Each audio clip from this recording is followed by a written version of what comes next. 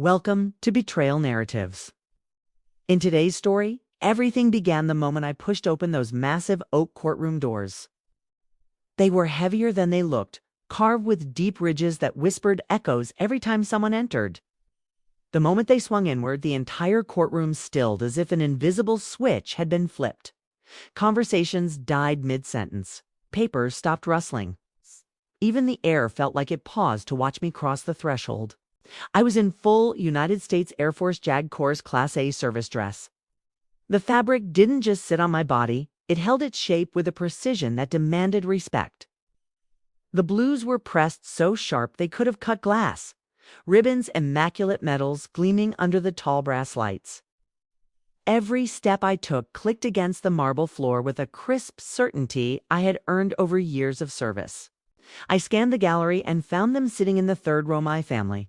My father, Robert, was the first face I caught. He leaned sideways toward my mother with a smirk that curled with familiarity.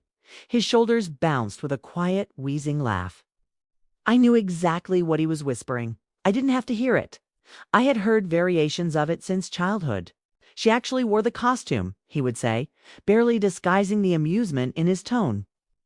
That was his favorite word for my uniform. Costume.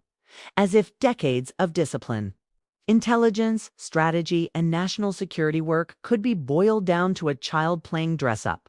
My mother Helen gave her usual soft sigh, the kind that held more embarrassment than breath. Her expression always said the same thing. "Why couldn't you have just been normal, Lara? Why couldn't you be more like your brother? Why do you insist on making us uncomfortable?" She looked at me the way you'd look at someone who wore white to a funeral. Technically fine, but socially unforgivable. I refused to acknowledge any of it. Not today. Not as I walked with a straight spine to the prosecution table. Judge Wallace entered soon after, moving with the precision of a man who never wasted a gesture. He settled into his chair, adjusted the sleeves of his robe, and picked up the case file. Case 924-CR00081, the United States. He started, but the sentence froze in his throat. His eyes, sharp even behind the thick lenses of his glasses, locked onto me. The silence that fell was immediate and absolute. His hand trembled ever so slightly as he pushed his glasses up his nose. Dear God!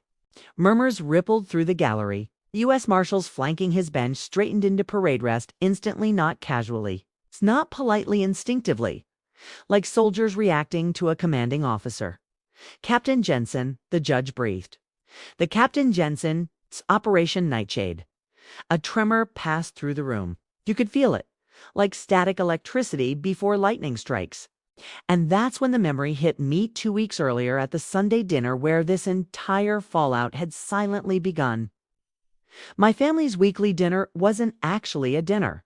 'Twas a ritual, staged for my brother David. He was the golden son, the family legacy, the myth in human form. Even the clink of silverware felt choreographed around his presence. He didn't just sit at the table, he presided over it. David leaned back in his chair that night, twirling his fork with the carefree arrogance of someone who had never feared consequences. His tech company was on fire from every direction: federal indictment for wire fraud, violations of the Arms Export Control Act, but he brushed it off like lint on a suit jacket. "It's nothing, Dad," he said with a dismissive flick. "It's a bureaucratic misunderstanding." My father beamed. "That's my boy, always pushing the envelope." To him, David wasn't a man with a criminal investigation closing in. He was a visionary entrepreneur harassed by jealous bureaucrats. David smirked and turned to me.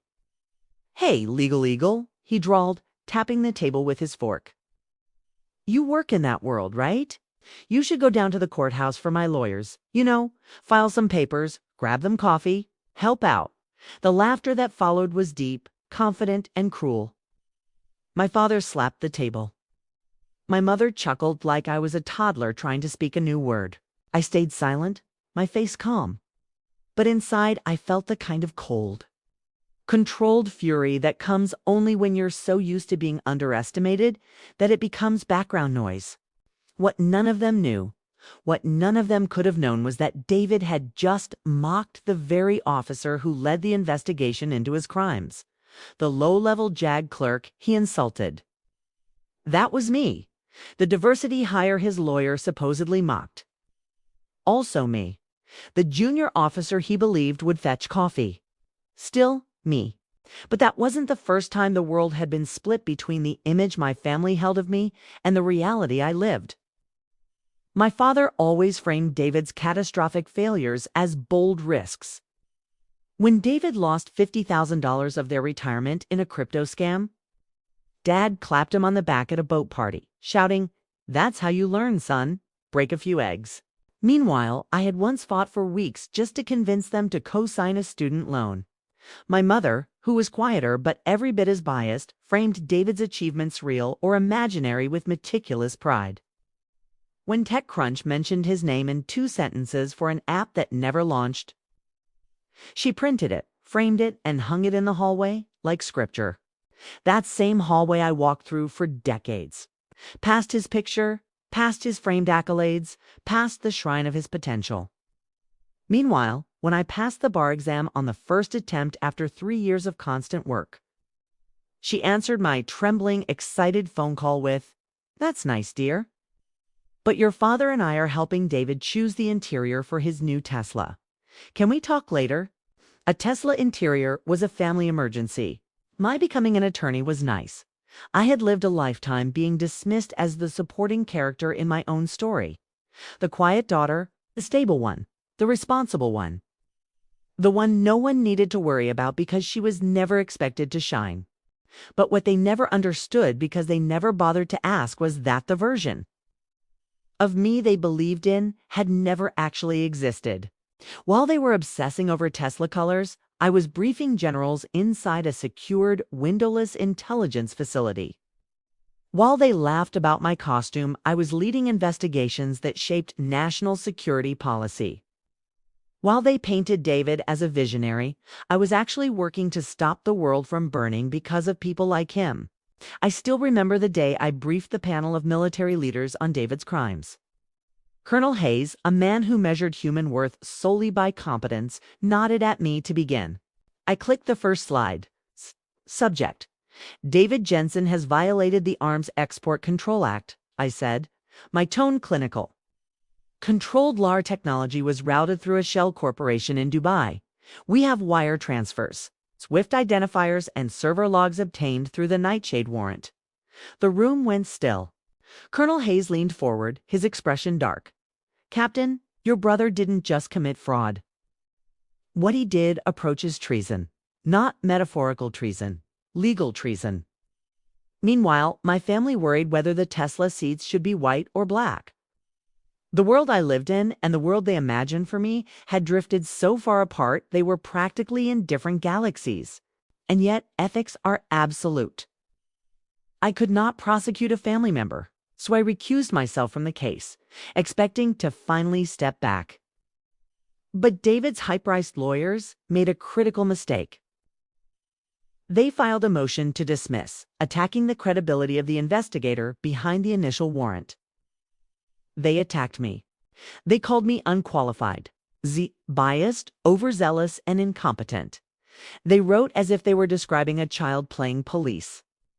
As if I had forged a federal warrant out of personal spite. And they filed all of this in a federal court without once checking who I actually was. As soon as Judge Wallace read the motion, he requested that the originating investigator testify. That investigator was me. My trap had never been intentional, but it closed beautifully. The night before the hearing, my mother called. Her voice was light, airy fake. "We'll be at court tomorrow, honey, to support David." "That's nice, Mom," I said, calm as ice. And that brought us back to the courtroom. To the silence that followed Judge Wallace's "Dear God." To the moment when the gallery suddenly understood that the quiet daughter they mocked was someone entirely different in the real world. David's lawyer straightened his tie and began confidently. "Your Honor, we move to dismiss all charges based on the amateur investigation of Captain Lara Jensen." Amateur, the word echoed. I felt my father laugh behind my aunt till Judge Wallace cut through the room with a blade of a voice. "Counselor," he said, leaning forward, "are you suggesting incompetence from the officer who dismantled the Red Dagger arms ring? The officer who drafted the Nightshade affidavit? The officer who received the Attorney General's Award for Excellence in National Security?"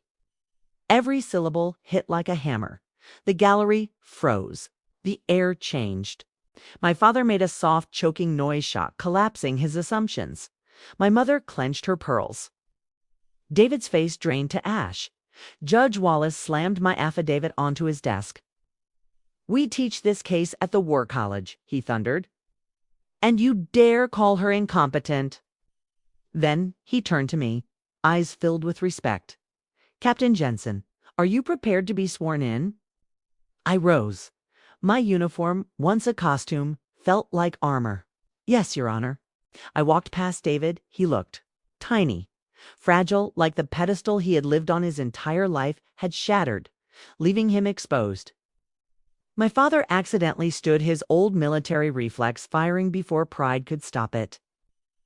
Then he realized what he was doing and slowly sank back down, staring at the insignia he had mocked for years. They swore me in. For the next hour, I delivered the most devastating testimony of my career, not out of revenge, out of duty, out of truth, out of a lifetime of doing what was right, even when invisible.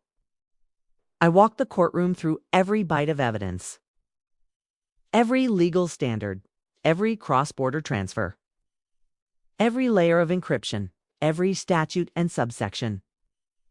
I was precise, meticulous, unshakable. David's attorney didn't cross-examine me. He couldn't. Anything he said would dig their grave deeper. When the testimony ended, Judge Wallace's ruling was swift and merciless. Based on Captain Jensen's testimony, the defendant is a flight risk and a national security threat. Bail is denied. The gasp from the gallery was sharp as broken glass. The marshals cuffed David. The metal clicked shut with a finality that seemed to echo across the past 3 decades of our family dynamic. My mother collapsed into her seat, sobbing. My father stared at nothing, his entire worldview crumbling. I walked away from the witness box with steady steps. My commanding officer, Colonel Hayes, met me near the exit. He didn't hug me. He didn't smile. He simply nodded one sharp nod that carried more meaning and respect than every praise my parents ever withheld. "Well done, Captain." And for the first time in my life, I believed it. A year later, I stood before my new office door. The brass plaque read, "Major Laura Jensen." I had been promoted to lead an entire division handling high-stakes international cases. One afternoon, while reviewing upcoming legislation, an email notification pinged. Sender: Robert Jensen. Subject: Major. The message was small, fragile. "Laura, we saw you on C-SPAN. Your mother and I were wrong. We are proud. You didn't know." I stared at the words. The apology I had chased my whole life and felt nothing. Not hatred, not forgiveness, just peace, because I no longer needed their approval.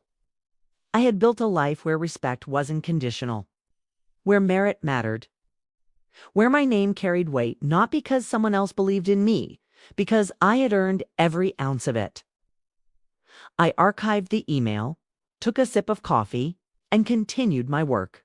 My family had believed legacy was something passed down at a dinner table, something inherited, something spoken into existence. But I had learned the truth. Legacy is built quietly, in long nights, in precise work, in choices no one sees. And sometimes that legacy is read aloud in a federal courtroom where the people who doubted you finally, irrevocably, see who you really are. And if you've ever been underestimated, you've ever had to prove your worth to those who refuse to see it, then leave your story below. In this community, your expertise is always recognized.